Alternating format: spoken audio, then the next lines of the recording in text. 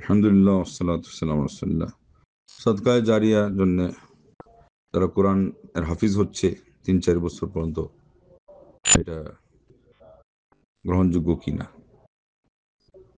তো এটা তো ৩-৪ বছর পর্যন্ত তারা বলতেছে পড়ার খরচ হিসাবে।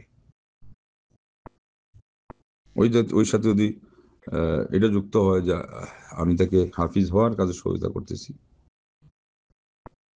বিশেষ করে এমন ছেলে যে আপনি সহযোগিতা না করলে পড়াই বাদ দিচ্ছে, তাহলে এটা কিসের মাধ্যম হবে?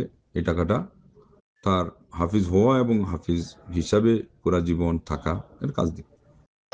আল্লাহ না করুক সে যদি এক সময় এর থেকে সরেও পড়ে, নিয়তের উপরে আপনি সব পাবেন, কিন্তু এর আগে দেখা লাগবে যে তার কতটুকু এখলাস, একনিষ্ঠতা, সে মানুষ হিসাবে কেমন গড়ে উঠতেছে হিসেবে হতে পারে।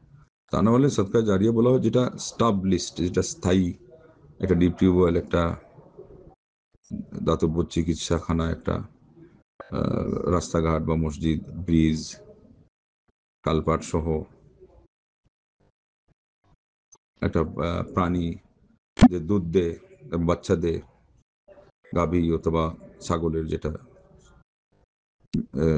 মেয়ে জাতীয় যেটা, এগুলোর মানুষদের এইটাকে হাদিসেও নামকরণ করা হয়েছে মানিহা। তো এগুলো হলো মূলত